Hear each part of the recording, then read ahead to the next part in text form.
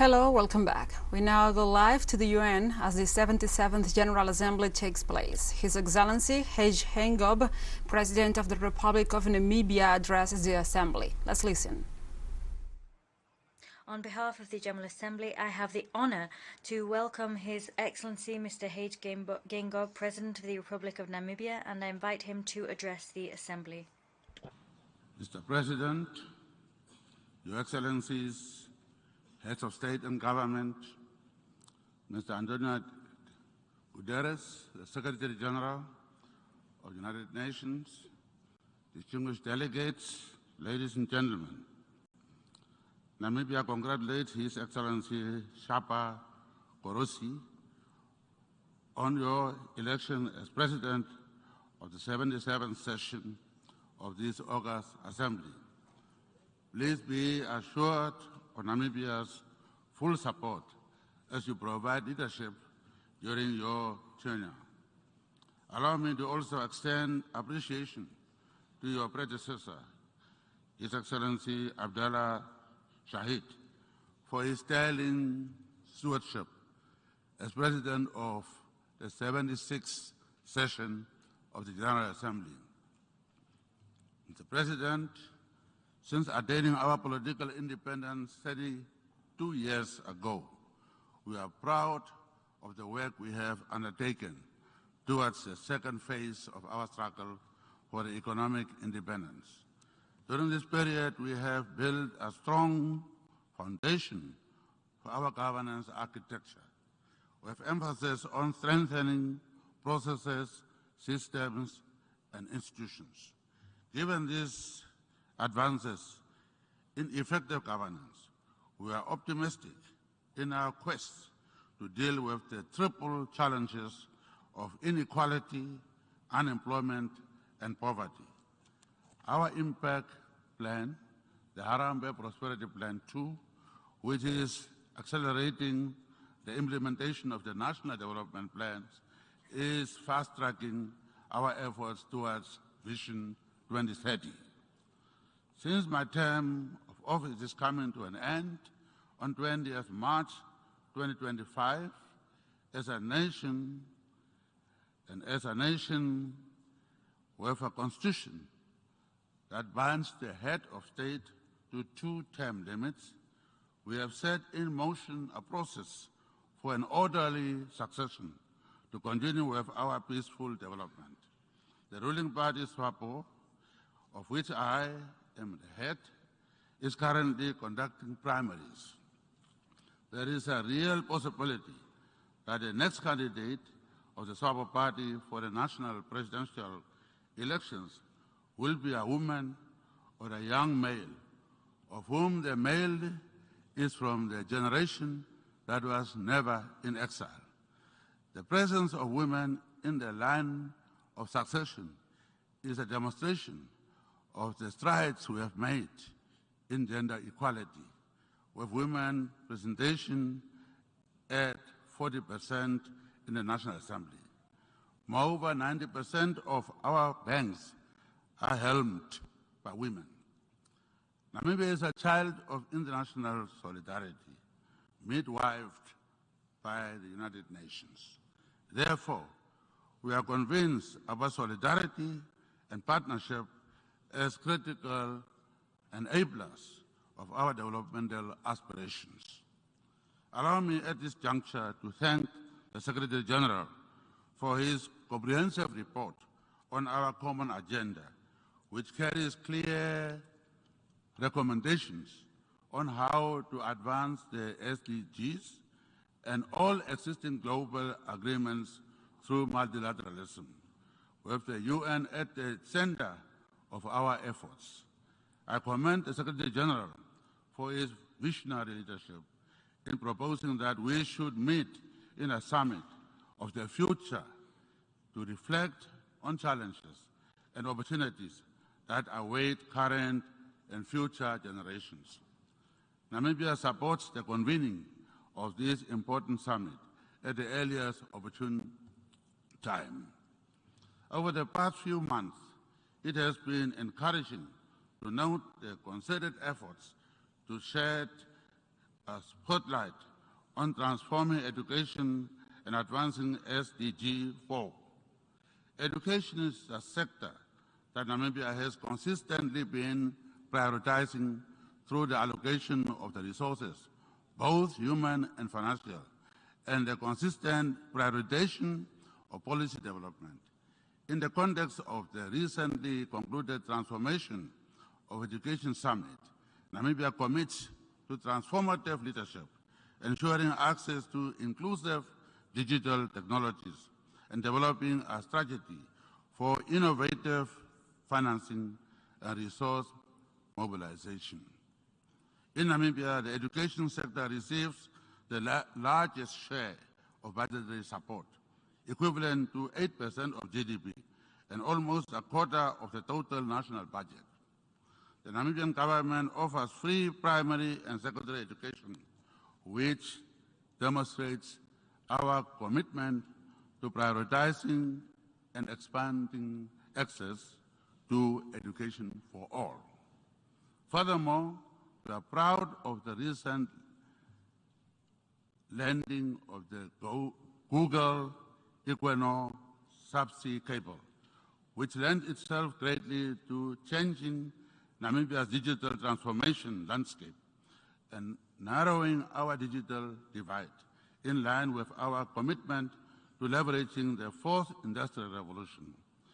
In Namibia, we have set up the fourth industrial revolution task force, which recently made recommendations as to how Namibia can strengthen domestic capabilities to strive to derive optimal gains from fourth industrial revolution. In line with the recommendations of the task force, the government is currently developing a consolidated national fourth industrial strategy to provide overarching direction and multi-sectoral planning. The strategy will prioritize education reform to close the fourth industrial revolution skills gap, cyber security, and expansion of ICT infrastructure and services. Mr. President, global debt is at an unprecedented level and interest rates are rising. This reality limits our fiscal space. As we talk about our collective aspirations, we should remain acutely aware of the vulnerabilities facing developing countries. Namibia's classification as an upper middle income country presents challenges with regard to mobilizing resources to finance our development goals. As I have been saying, taking our GDP and dividing it by a small population, thus deriving at high per capita income without doubt is flawed formula that requires urgent consideration. The formula does not take into account the vast income disparities between the wealthy white and the poor blacks, which is a consequence of 100 years of colonialism and apartheid occupation. However, I am pleased to hear that a number of developing and developed countries are in agreement with this unfair classification, which denies countries like Namibia access to soft loans and grants, which are necessary to fight inequality and to lift many out of poverty. The choice of the theme of this session, quote, solutions through solidarity, sustainability, and science, unquote, calls on us to deal with the issues that affect us all. Therefore, I'm confident that the unfair classification of countries like Namibia as upper middle income countries will enjoy priority. Over the past few months, we have witnessed stark geopolitical tensions, a reminder of the fragility of our world order.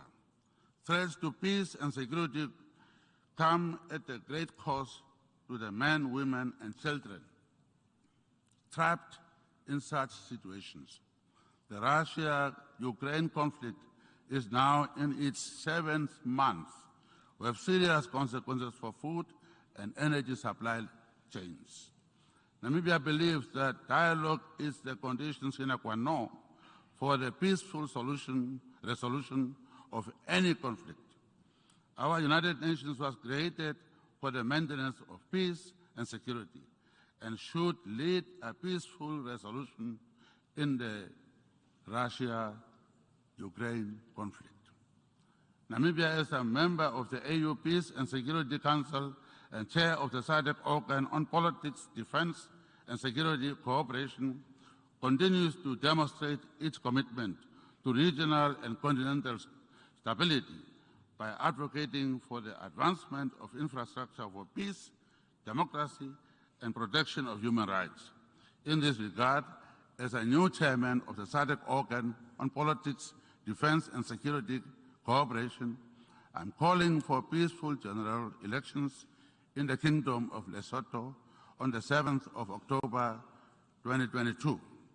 SADC is also seized with the developments in the Kingdom of Eswatini and the Republic of Mozambique. In that vein, I have commenced a process of dialogue with the leaders of Eswatini, Lesotho, and Mozambique in order to ensure the successful implementation of SADC decisions for peace and stability to prevail in our region. I always say inclusivity spells harmony and exclusivity spells conflict.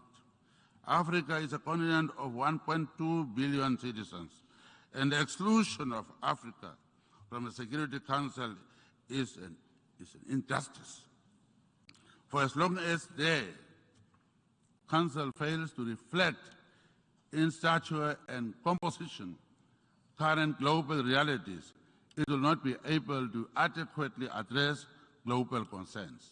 We therefore reiterate our call for the reform of the Security Council in line with the common African position. Mr. President, self-determination is a human right.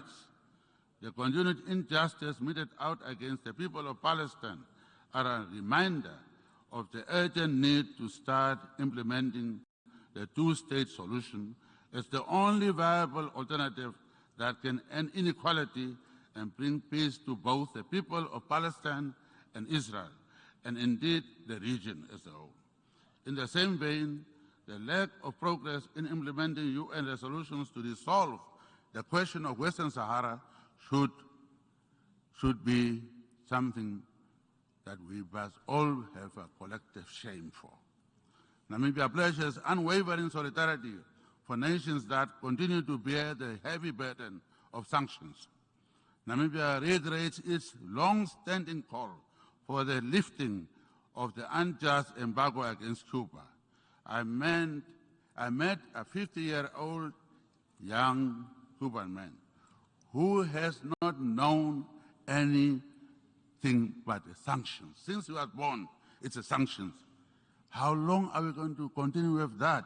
We are talking about building the peace in the world. But how can a country be sanctioned for such a long time? And children born don't know anything but sanctions. Please, it is time that sons and daughters of Cuba are given their right to a decent life, freedom, and embargo that denies them their right to develop their own country should be stopped now. Equally, we call on the lifting of sanctions against the Republic of Zimbabwe. Why are the sanctions in place for a country which is making progress at all levels? President Emerson Mnangagwa and the people of Zimbabwe have made laudable progress and reforms. We should be given a chance to succeed without the weight of sanctions. Mr. President, the health of our planet is in serious jeopardy. Our home is on fire. We are experiencing unprecedented impacts of climate change, including severe droughts and ravaging field fires. Time is a luxury we do not have. We have to act decisively to reduce carbon emissions as our contribution to the preservation of our planet and the people. Namibia, like many developing countries, remains vulnerable to the asymmetrical impacts of climate change. Therefore, at COP27, Namibia plans to announce major developments in its ambitions to decarbonize global hard-to-abate sectors through the production of green hydrogen. Furthermore, the first hydrogen-to-power project in Africa is expected to be operational by 2024 in the town of Swakopmund in Namibia. This is an example of what is possible when we pull together in the same direction. Our ambitions are not only necessary to mitigate the ravaging impacts of climate change, but are also a critical component of our post-COVID-19 economic recovery. Therefore, Namibia remains ready to work with the international community to ensure the most optimal utilization of its natural resources to combat climate change. A just energy transition is about fair opportunities for developing nations to sustainably access natural endowments at their disposal. Namibia has recently discovered promising deposits of hydrocarbons and is exploring significant deposits of rare earth metals. As part of our goal to ensure sustainable utilization of our natural resources, I recently launched the Welwitschia Fund, our nation's sovereign wealth fund. The fund is a demonstration of our commitment to fiscal prudence and sustainable resource management for current and future generations. Mr. President, in conclusion, today on the 21st of September 2022, we are convening in this chamber on the United Nations International Day of Peace under the theme, quote unquote, "End Racism, Build Peace." Peace is a wonderful gift, but a fragile one if it is not handled properly. Peace is more than the absence of war. Peace is about inclusivity and development of all nations. Our United Nations, as the premier guarantor of multilateralism, is our best bet to ensure a peaceful and prosperous humanity. Namibia will continue to place a high premium on the noble aspirations of the United Nations as a beacon of hope and equality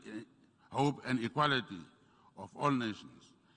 As a beneficiary of successful multilateral efforts, we hold in high regard the convening power of this August Assembly and recommit to working with fellow member states to change the world for the better.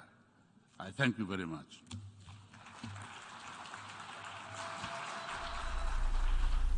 We were listening to statements of His Excellency Hage Geingob, the President of the Republic of Namibia.